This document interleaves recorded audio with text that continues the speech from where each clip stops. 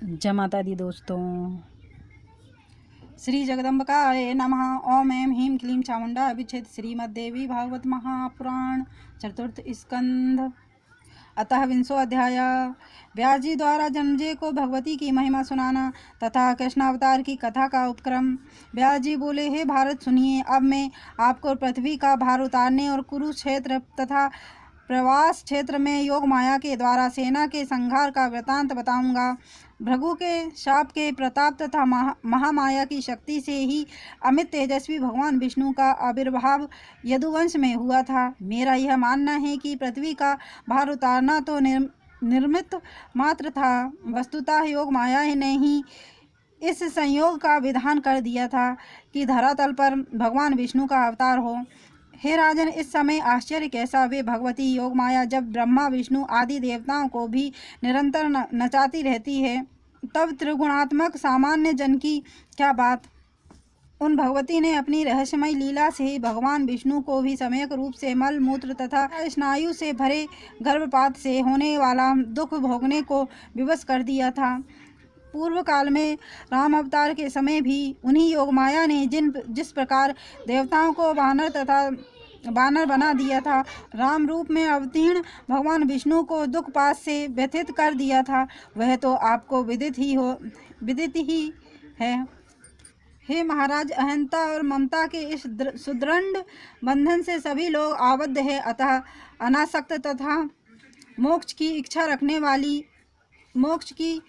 इच्छा रखने वाले योगी जन और भोग की कामना रखने वाले लोग भी उन्हीं कल्याणकारिणी भगवती जगदम्बा की उपासना करते हैं। जिन योगमाया की भक्ति के लेशांश वांश को प्राप्त करके प्राणी मुक्त हो जाता है, उनकी उपासना कौन व्यक्ति नहीं करेगा। हे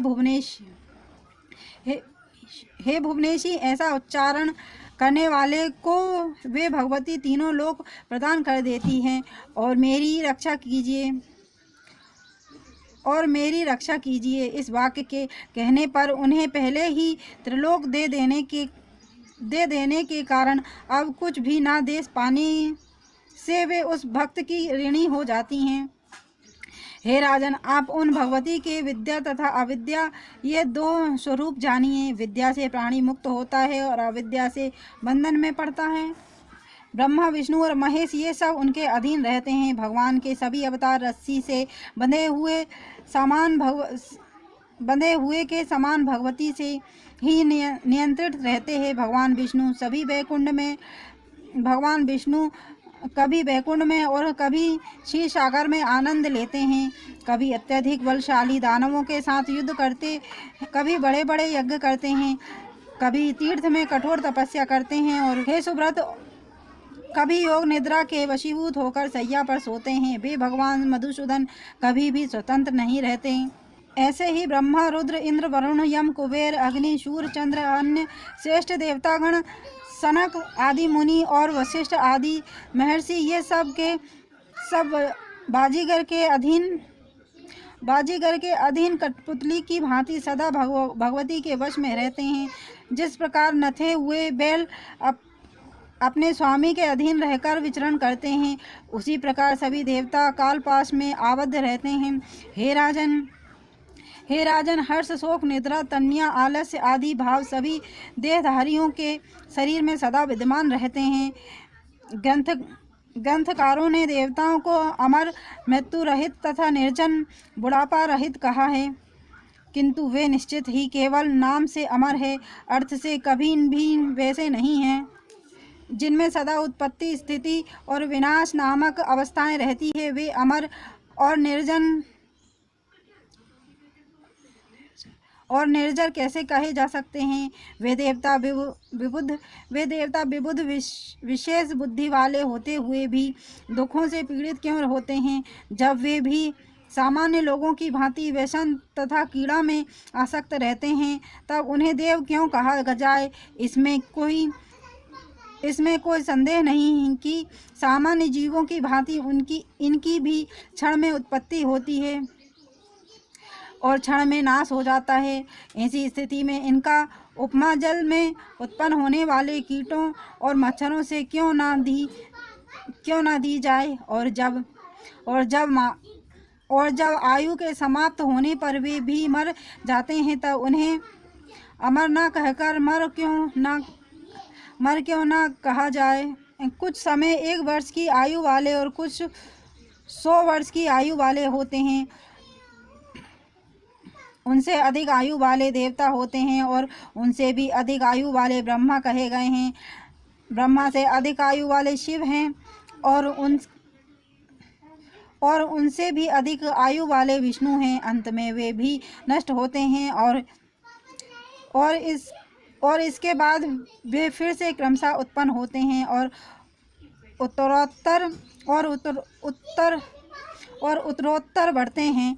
हे राजन, निश्चित रूप से सदा देहधारियों की मृत्यु होती है और मरे हुए प्राणी का जन्म होता है। इस प्रकार पहिए की भांति सभी प्राणियों का जन्म मृत्यु का चक्कर लगा रहता है, इसमें संदेह नहीं है। मोह के जाल में फंसा हुआ प्राणी कभी मुक्त नहीं होता, क्योंकि माया के रहते मोह का बंधन नष्ट नहीं होता है। हे राजन, सृष्टि के समय ब्रह्मा आदि सभी देवताओं की उत्पत्ति होती है और कल्प के अंत में क्रमशः उनका नाश भी हो जाता है। हे निप, जिनके नाश में जो निर्मित बन चुका है उसी के द्वारा उनकी मृत्यु होती है। विधाता ने जो रच दिया है वह अवश्य होता है, इसके विपरीत कुछ नहीं होता। जन्म, मृत्यु, बुढ़ापा, रोग, दुख अथवा सुख तो सुनिश्चित है, वह उसी रूप में अवश्य प्राप्त होता है जिसके विपरीत दूसरा सिद्धांत है ही नहीं। प्रत्यक्ष दिखाई देने वाले सूर्य तथा चंद्रदेव सबको सुख प्रदान करते हैं, किंतु उनके शत्रु राहु के द्वारा उन्हें होने वाली पीड़ा दूर नहीं होती। सूर्यपुत्र शनिश्चर, मंद और चंद्रमा क्षय रोगी तथा कलंकी कहे जाते हैं। हे राजन, देखिए, बड़े बड़े देवताओं के भी विषय में विधि का विधान अटल है। ब्रह्मा जी वेदकर्ता, जगत की सृष्टि करने वाले तथा सबको बुद्धि देने वाले हैं, किंतु वे भी सरस्वती को देखकर विकल हो गए।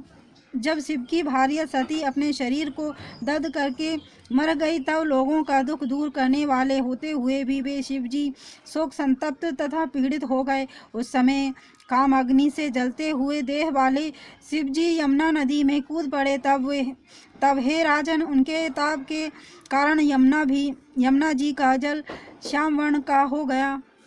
भृगु के वन में जाकर जब वे शिवजी दिगंबर होकर विहार करने लगे तब भृगु मुनि ने अतीव आतुर उन शिवजी को यह शाप दे दिया, हे निर्लज, तुम्हारा लिंग अभी कटकर गिर जाए। तब शांति के लिए शिवजी ने दानवों के द्वारा निर्मित बावली का अमृत पिया। बेल बनकर इंद्र को भी धरातल पर सूर्यवंशी राजा काकुत्थ का वाहन बनना पड़ा। समस्त लोकों के आदि पुरुष और महान विवेकशील भगवान विष्णु की सर्वज्ञता तथा प्रभु शक्ति उस समय कहाँ चली गई थी जब राम अवतार में वे स्वर्ण मृग संबंधी उस विशेष रहस्य को बिल्कुल नहीं जान सके। हे राजन, माया का बल तो देखिए कि भगवान श्री राम भी काम से व्याकुल हुए। उन श्री राम ने सीता के वियोग में संतप्त तथा व्याकुल होकर बहुत विलाप किया था। वे बेहल होकर जोर जोर से रोते हुए वृक्षों से पूछते फिरते थे कि सीता कहाँ चली गई, उसे कोई हिंसक जंतु खा गया या किसी ने हर लिया। हे लक्ष्मण, मैं तो अपनी भार्या के वियोग से दुखित होकर मर जाऊंगा, और हे अनुज, मेरे दुख से तुम भी इस वन में मर जाओगे। इस प्रकार हम दोनों की मृत्यु जान करके मेरी माता कौशल्या मर जाएगी। शत्रुघ्न भी इस महान दुख से पीड़ित होकर कैसे जीवित रह पाएगा। तब पुत्र मरण से व्यथित होकर माता सुमित्रा भी अपने प्राण त्याग देगी, किंतु अपने पुत्र भरत के साथ कैकेयी की कामना अवश्य पूर्ण हो जाएगी। हाँ सीते, मुझे पीड़ित छोड़कर तुम कहाँ चली गई हो। हे मृगलोचने, आओ आओ। हे कृशोदरी, मुझे जीवन प्रदान करो। हे जनक नंदिनी, मैं क्या करूं और कहाँ जाऊं। मेरा जीवन तो तुम्हारे अधीन है। अपने प्रिय मुझ दुखित को सांत्वना प्रदान करो। इस प्रकार विलाप करते हुए तथा वन वन भटकते हुए वे अमित तेजस्वी राजा जनक पुत्री सीता को नहीं खोज पाए। तत्पश्चात समस्त लोगों को शरण देने वाले वे कमल नयन श्री राम माया से मोहित होकर वानरों की शरण में गए। उन वानरों को सहायक बनाकर उन्होंने समुद्र पर सेतु बांधा और पराक्रमी रावण, कुंभकर्ण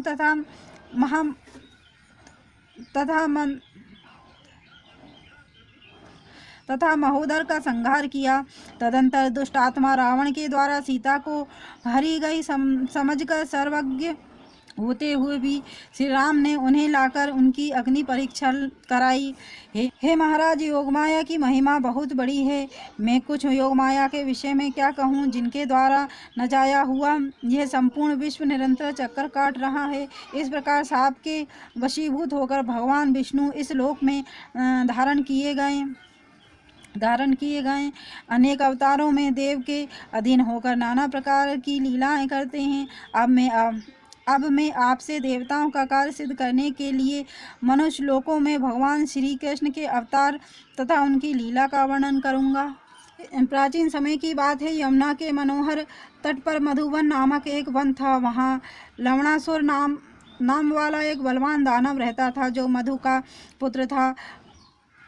वर प्राप्ति के कारण अभिमान में चूर वह पापी दैत्य ब्राह्मणों को दुख देता था। हे महाभाग, लक्ष्मण के छोटे भाई शत्रुघ्न ने संग्राम में उसका वध कर दिया।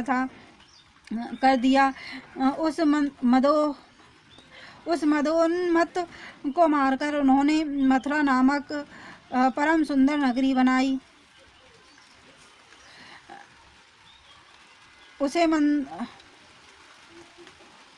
उस मदोन्मत्त को मारकर उन्होंने मथुरा नामक परम सुंदर नगरी बसाई। कमल के समान नेत्रों वाले अपने 2 पुत्रों को राजकार्य में नियुक्त करके वे बुद्धिमान शत्रुघ्न समय आ जाने पर स्वर्ग चले गए। सूर्यवंश के नष्ट हो जाने पर उस मुक्तिदायिनी मथुरा को यादवों ने अधिकार में कर लिया। हे राजन, पूर्व काल में राजा ययाति का सूरसेन नामक एक पराक्रमी पुत्र था, जो वहाँ का राजा हुआ। हे राजन, उसने मथुरा और सूरसेन दोनों ही राज्य के विषयों का भोग किया।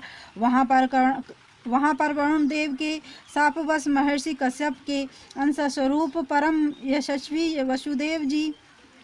परम यशस्वी वसुदेव जी सूरसेन के पुत्र होकर उत्पन्न हुए। पिता के मर जाने पर वे वसुदेव जी वेश्यवृत्ति में संलग्न होकर जीवन यापन करने लगे। उस समय वहाँ के राजा उग्रसेन थे और उनका कंस नामक एक प्रतापी पुत्र था। वरुण देव के ही शाप के कारण कश्यप की अनुगामिनी अदिति भी राजा देवक की पुत्री देवकी के रूप में उत्पन्न हुई। महात्मा देवक ने उस देवकी को वसुदेव को सौंप दिया। विवाह संपन्न हो जाने के पश्चात वहाँ आकाशवाणी हुई, हे महाभाग, कंस इस देवकी के गर्भ से उत्पन्न होने वाला 8वां ऐश्वर्यशाली पुत्र तुम्हारा संहारक होगा। उस आकाशवाणी को सुनकर महाबली कंस आश्चर्यचकित हो गया। उस आकाशवाणी को सत्य मानकर वह चिंता में पड़ गया। अब मैं क्या करूं? ऐसा भली भांति सोच विचार कर उसने यह निश्चित किया कि यदि मैं देवकी को इसी समय शीघ्र मार डालूं तो मेरी मृत्यु नहीं होगी। मृत्यु का भय उत्पन्न करने वाले इस विषय अवसर पर दूसरा कोई उपाय नहीं है, किंतु यह मेरी पूज्य चचेरी बहन है, अतः इसकी हत्या कैसे करूं? वह ऐसा सोचने लगा। उसने पुनः सोचा, अरे यही बहन तो मेरी मृत्यु स्वरूपा है। बुद्धिमान मनुष्य को पाप कर्म से भी अपने शरीर की रक्षा कर लेनी चाहिए। बाद में प्रायश्चित कर लेने से उस पाप की शुद्धि हो जाती है। अतः चतुर लोगों को चाहिए कि पाप कर्म से भी अपने प्राण की रक्षा कर लें। मन में ऐसा सोचकर पापी कंस ने बाल खींचकर उस सुंदरी देवकी को तुरंत पकड़ लिया। तत्पश्चात म्यान से तलवार निकालकर उसे मारने की इच्छा से बुरे विचारों वाला कंस सभी लोगों के सामने ही उस नवविवाहिता देवकी को अपनी ओर खींचने लगा। उसे मारी जाती देखकर लोगों में महान हाहाकार मच गया। वासुदेव जी के वीर सारथीगण धनुष लेकर युद्ध के लिए तैयार हो गए। अद्भुत साहस वाले वे सब कंस से कहने लगे, कृपा करके इसे छोड़ दो। वे देव माता देवकी को कंस से छुड़ाने लगे। तब शक्तिशाली कंस के साथ वसुदेव जी के पराक्रमी सहायकों का घोर युद्ध होने लगा। उस भीषण लोमहर्षक युद्ध के निरंतर होते रहने पर जो श्रेष्ठ तथा वृद्ध यदुगण थे, उन्होंने कंस को युद्ध करने से रोक दिया। उन्होंने कंस से कहा, हे वीर, यह तुम्हारी पूजनीय चचेरी बहन है। इस विवाहोत्सव के शुभ अवसर पर तुम्हें इस अबोध देवकी की हत्या नहीं करनी चाहिए। हे वीर, स्त्री हत्या दुस्सह कार्य है। यह यश का नाश करने वाली है और इससे घोर पाप लगता है। केवल आकाशवाणी सुनकर तुम जैसे बुद्धिमान को बिना सोचे समझे यह हत्या नहीं करनी चाहिए। हे विभो, हो ना हो तुम्हारे या इन वसुदेव के किसी गुप्त शत्रु ने यह अनर्थकारी वाणी बोल दी हो। हे राजन, तुम्हारा यश और वसुदेव का ग्रस्त नष्ट करने के लिए किसी मायावी शत्रु ने यह कृत्रिम वाणी घोषित कर दी हो। तुम वीर होकर भी आकाशवाणी से डर रहे हो। तुम्हारे यशरूप वृक्ष को उखाड़ फेंकने के लिए तुम्हारे किसी शत्रु ने ही यह चाल चली है। जो कुछ भी हो, विवाह के इस अवसर पर तुम्हें बहन की हत्या तो करनी ही नहीं चाहिए। हे महाराज, होनहार तो होगी ही, उसे कोई कैसे टाल सकता है। इस प्रकार उन वृद्ध यादवों के समझाने पर भी जब वह कंस पाप कर्म से विरत नहीं हुआ, तब नीतज्ञ वसुदेव जी ने उससे कहा, हे कंस, तीनों लोग सत्य पर टिके हुए हैं, अतः मैं इस समय तुमसे सत्य बोल रहा हूँ। उत्पन्न होते ही देवकी के सभी पुत्रों को लाकर मैं आपको दे दूंगा। हे विभो, यदि क्रम से उत्पन्न होते हुए ही प्रत्येक पुत्र आपको ना दे दूं, तो मेरे पूर्वज भयंकर कुंभीपाक नरक में गिर पड़े। वसुदेव जी का यह सत्य वचन सुनकर वहाँ जो नागरिक सामने खड़े थे, वे कंस से तुरंत बोल उठे, बहुत ठीक। महात्मा वसुदेव कभी भी झूठ नहीं बोल सकते। हे महाभाग, अब इस देवकी के केस छोड़ दीजिए, क्योंकि स्त्री हत्या पाप है। व्यास जी बोले, उन महात्मा वृद्ध यादवों के इस प्रकार समझाने पर कंस ने क्रोध त्याग कर वसुदेव जी के सत्य वचन पर विश्वास कर लिया। तब दुंदुभियाँ तथा अन्य बाजे ऊंचे स्वर में बजने लगे और उस सभा में उपस्थित सभी लोग के मुख से जय जयकार की ध्वनि होने लगी। इस प्रकार उस समय महायशस्वी वसुदेव जी कंस को प्रसन्न करके उससे देवकी को छुड़ाकर उस नवविवाहिता के साथ अपने इष्टजनों सहित निर्भय होकर शीघ्रता पूर्वक घर चले गए। इति श्रीमद्देवी भागवते महापुराण अष्टादशसहस्रस्यां संहितां चतुर्थ स्कंधे कृष्ण अवतार कथाओपक्रम वर्णनम नाम 20 अध्याय। और देवी भागवत की महिमा सुनना अगर आपको पसंद हो तो चैनल को लाइक एंड सब्सक्राइब करें। धन्यवाद।